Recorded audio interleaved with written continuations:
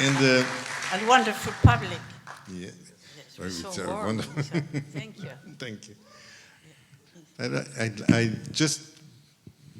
I would like to ask you, what was for you this experience of seeing so many films in so few days, and if it had changed something in the relation with the cinema, this presence at the festival? I think it's the first time you are a jury of a festival now, and I'd like to know a little bit what. I felt a little bit null, you know. I mean, but of course I enjoyed it. It was wonderful, very inspiring experience. We saw so many different, you know, types of films, and I was so impressed by many of them.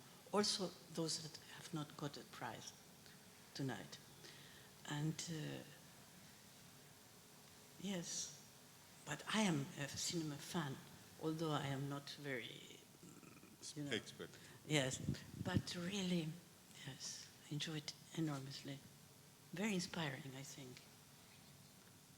And also the comments of the other persons of the jury, of which I learned a lot, because, you know, so this was very, well. And I was given a new dimension about looking at cinema. The new dimension being how much introspection and art and goes into the actual making of the film. Apart from the story of the film, the style of the film, the intention of the director, I was much more aware of that after this week than before. I do have one reservation. I think that so much attention to the actual art of the film can be a dangerous part of the process. But for me, it was a revelation to see a side that I had never seen before. Is this experience changed the way you look for the documentary of Stephanie, or is that? No, I'm proud of it. It's not an easy film, but I'm proud of it, yes. Yes, I liked it very much. At the beginning, I was embarrassed, but not anymore. But it has been many years, and I hope that she will continue with her work, because yes. And now talking about your, work together, I know that you are doing some concerts, both, yes, in Lisbon as well, together. It's something that you are thinking for a long time, or just something that happened like this in the... Thinking of a long time of playing in Lisbon or playing together? No, we have been playing together. Now, for the last 3 or 4 years, quite often. Yes. Not before. No, not before. Not before. Not when we were together. Yes, we played twice. Yes, and we did a wonderful recording, I must say. The Yes. Bartok Yes. is amazing, yes. Yes. But on my 70th and on my 75th and maybe on the next one, we'll certainly play.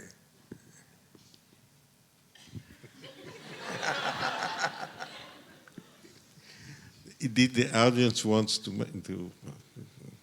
profit of having here Stephen and Marta to make a question, to ask something about any? I can just say one thing we are doing in March. If I learn it. You will. It's. I have not learned yet. I am sort of. We know the story by heart. Oh, but not the story by heart. What do you mean? I really have not learned it. Yes, of course. And I don't have much time. But to do it. The idea, Chopin wrote. The idea is very good. Approximately 60 mazurkas, and I was going to do them, and I thought, how boring, just another edition of the mazurkas. So I asked Marta if we would share them, with the special condition that we don't say on the record. who plays which one. She loved it, I love it. The record company doesn't, but but they will have to live with it. And of course, most of us, we knew most of them one way or another. But the mazurkas are special in Chopin. They're extremely personal, extremely intimate sometimes, occasionally violent, which you don't often see in Chopin. A very dark, bitter side is there sometimes. It's marvelous music, and let's hope it all happens. Yes. Any questions? No, apparently not. Some question? Yes, Daniel. Yes, I would like to ask about the pianists and writers that inspire you when you were younger and nowadays also. Which pianist? Oh, there's very different types of pianists. Okay, I loved Friedrich Gulda, with whom I studied. He was a revelation for me when he was in Argentina. He was in his 20s, and I studied with him in Vienna when he was 24. And so it was a revelation. But I used to love, of course, I have my Obergott, like he used to call it, Horowitz. And I liked very much Gieseking too, and I liked very much Glenn Gould. And I love Rachmaninoff's playing also. I mean, I can go on, because I have very eclectic, tastes. And the writers, I used to like André Gide when I was an adolescent, yes. I was sort of fascinated. Then I started with Dostoevsky, yeah. Then I like now, after Kundera, like him very much too. So, and in this moment, I don't know, I have to think, yes. Okay. But, yes.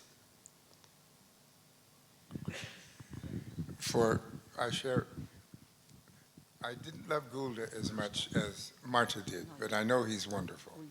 Gulda, not Glenn Gould. We both love Glenn Gould.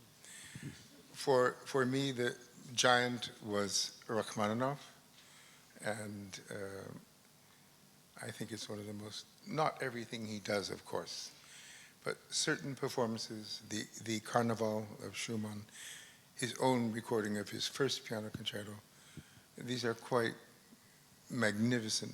You can't put words to it.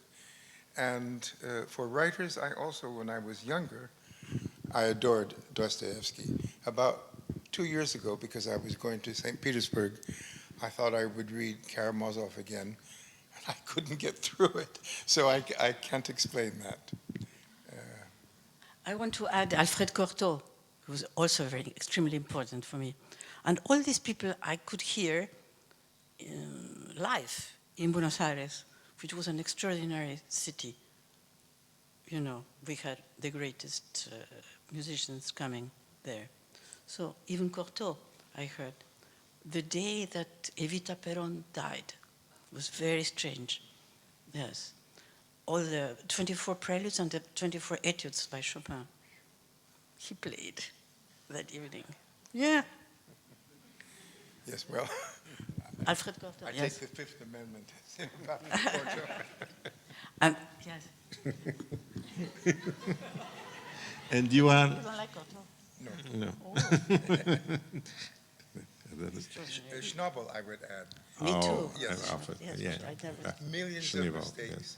Millions of mistakes. But I think in one's fantasy life, I've heard twice I thought Beethoven was on the stage. Once I didn't hear him personally, Schnabel, with all the mess and the chaos, I find a true Beethoven there. And it's not politically correct because it was so slow, and now, we know Beethoven has to be so fast and everything. Klemperer broke all the rules slow, but it was terrifying to hear. Ninth Symphony, Eroica, just unbelievable. So, and Toscanini I also loved. He doesn't play the piano. And the Grand Seigneur, of course, Arthur Rubinstein. Ah, of yes. course. For But this mazurkas, was- yes. No, for Polonaise. Yes, that, Yes, yes. yes. Yeah. Yeah. It's For interesting. mazurkas, it's Horowitz. Uh-huh.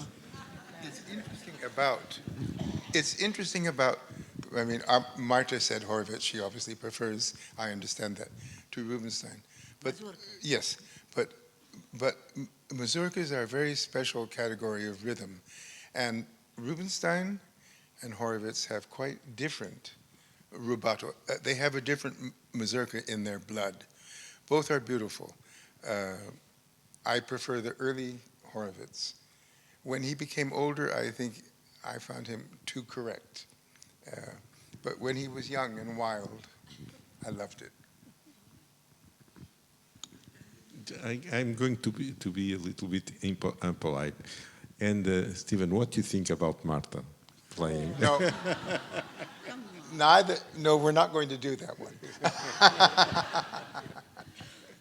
No, it's just a joke. Because Even I if it think isn't. I've never talked about it. In round 3, no. I mean, that will be for the next, when you come back to Lisbon once more. And How the playing has changed. what do you feel about the playing today? Playing, do you feel it's very different? What do you think? different in general or just because of each other? No. I don't know. I'm always asking other people, who do you think, if it has changed or not, No, but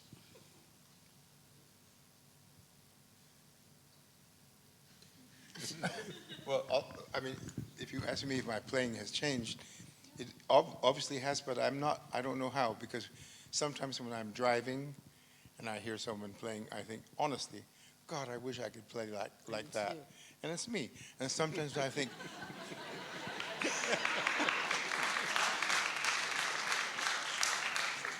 I'm not kidding.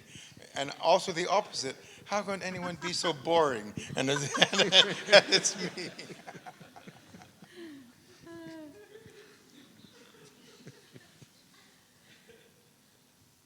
Okay, well, one interesting thing about art and performance is something that happened to me.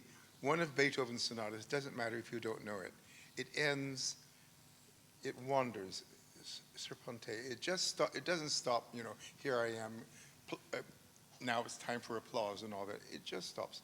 And the ending is ambiguous in terms of tempo, the Opus 90, second movement. I tried at the recording to get it. I didn't think I got it. It was good, of course, but good is not interesting. And the producer, also a very musical man, thought it was good, but not more. And so that. Then again, 2 years later, I heard someone playing it on the radio. I thought it was Kempf, and I thought, that style is still alive. There it is, and it was me. I had no idea. But that shows you how expectation is dangerous. And expectation, when you're a critic and you arrive at a performance and you have an idea of what you expect, it can actually kill it because you don't hear it. So that's a very, very good example.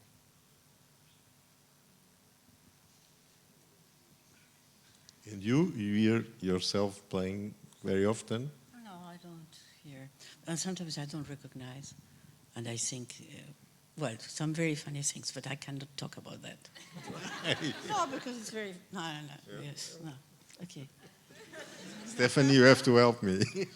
Yes. No, really. Sometimes I really don't recognize. Do you have, no, you probably don't, but do you have any performances that you really remember as something special? I'm sure many, but do you have one that you can think of now? In this moment, no. I think we did very beautiful the après-midi d'enfant tonight. lovely. So, Yeah, okay, this was Yes. the last piece we played tonight. that's true. I think it was very good. Yeah. So, okay. Yeah. And that's also something that needs luck, because technically it's not difficult to play. But it needs luck, and we had luck tonight in that. Not the first piece, but in the second piece, for sure.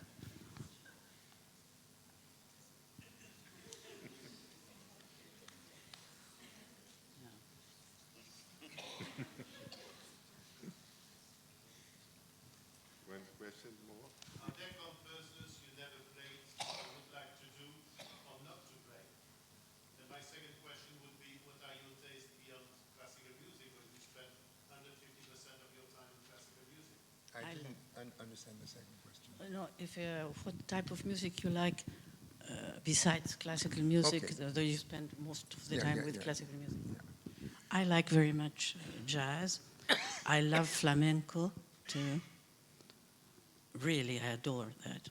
When I was in Portugal, the last time I went to Fado also, which touches me very much. But flamenco, I have, very special feeling for that. And jazz, of course, I love. What else I like? Many different things. Many different things, really. I'm always listening to the radio. Yes. And I like to be surprised. I don't like to put myself records on so that I know what they are. No, I like to be surprised, And this is, I'm now getting interested in singing, which I have not been before. I mean, not myself singing, but yeah. So, these are, yes. Both of us have concertos that we've wanted to play all our lives and never have. Marta's is Beethoven 4, and mine is Rachmaninoff 2. I love it. She loves hers. We've never done it. Rachmaninoff's second concerto, he would like to play. I don't even know how to answer that. I don't know. And as for other music, I like jazz from America in the 30s and 40s, most.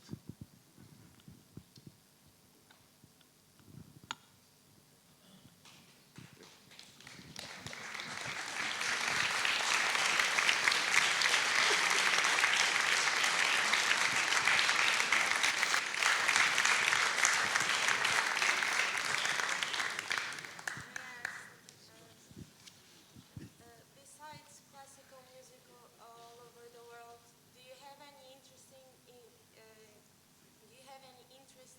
Portugal music and pianists? Maria João Pires, yes.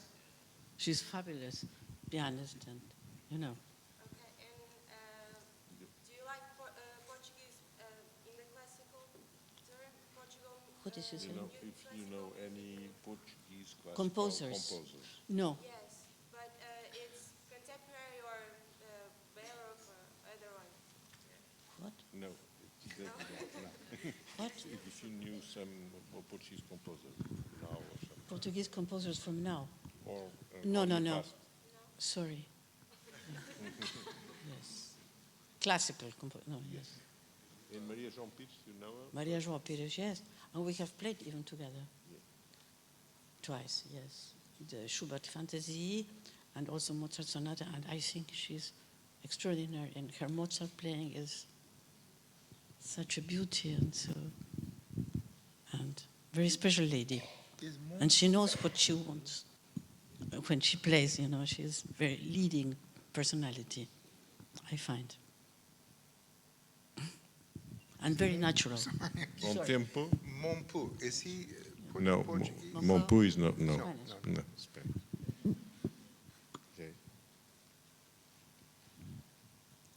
Thank you. I think we have an incredible moment here, and I really thanks Stephen and Marta to be with us and talk. It's nice that you make music part of your film festival. It's good. Oh, it's nice to accept to be here with us. That's why I make music.